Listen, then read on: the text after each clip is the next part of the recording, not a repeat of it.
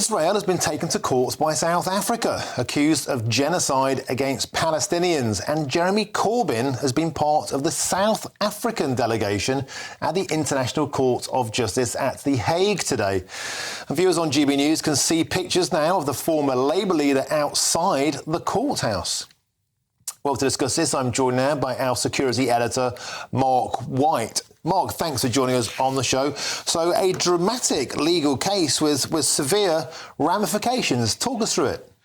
Well, certainly potential ramifications for Israel. The International Criminal Court would be, of course, the court where individuals could be prosecuted and potentially jailed. The International Court of Justice doesn't do that. It can rule, though, and these rulings do carry weight. They are, often regarded by the UN and other institutions as significant. But, of course, does that mean that Israel, at the end of the day, will pay them any heed? Probably not, because the Israeli government has said right from the outset that their avowed aim is to dismantle Hamas, to ensure that Hamas is no longer a threat to Israel. And still, on a daily basis, Hamas is lobbing these rockets over into Israel. So Israel says that shows that they still have a job of work to do. I don't think it's any surprise that Jeremy Corbyn was there in The Hague for the start of this hearing. He is, of course, a long-time supporter of the Palestinian cause. You often see him at Stop the War coalition marches and alike, so not really a surprise that he's there. But it's a high-profile court case, lots of very damning criticism of Israel that was made today, the first day of this case, saying that the effective decision to commit genocide in Gaza, according, of course, to the South Africans, was sanctioned at the very highest level. This is what one of the senior legal team for the South African government said. To die a slow death because of starvation and dehydration, or to die quickly because of a bomb attack or snipers, but to die nevertheless. In fact, Heritage Minister Amichai Eliyahu said that Israel must find ways for Gazans that are more painful than death. It is no answer to say that neither are in command of the army. They are ministers in the Israeli government. They vote in the Knesset and are in a position to shape state policy.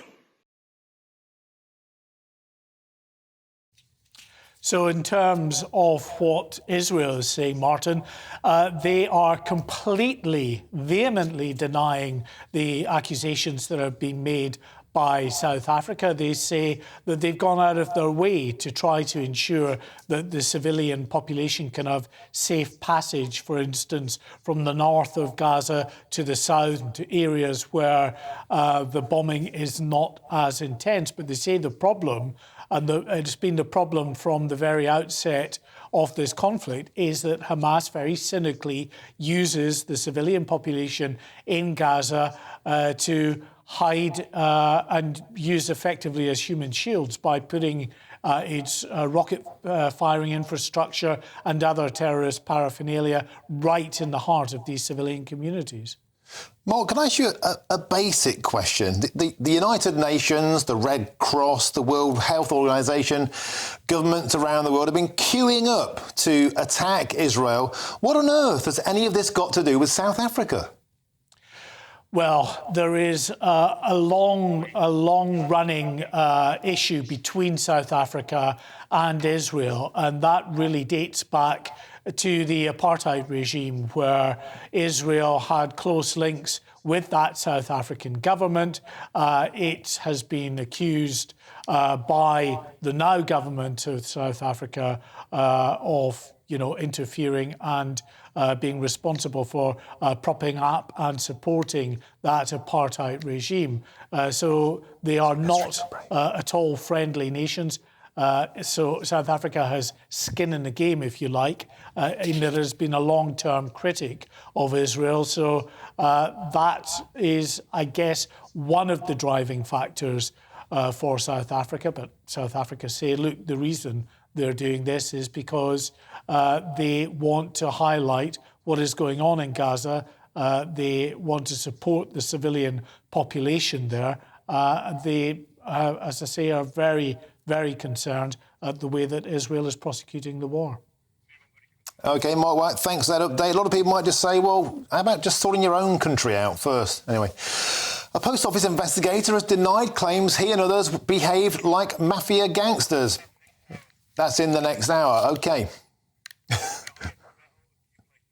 Sorry, we just have a little blip there. Look, my point was this. You know, Jeremy Corbyn can grandstand all he likes. He can go over there and testify at The Hague. South Africa can have a go at Israel. But really, what's it got to do with them? That was my point. It's like Israel was invaded, attacked by terrorists on October the 7th by Hamas. By the way, Jeremy Corbyn won't even call them terrorists. He was repeatedly asked to do so, and he didn't.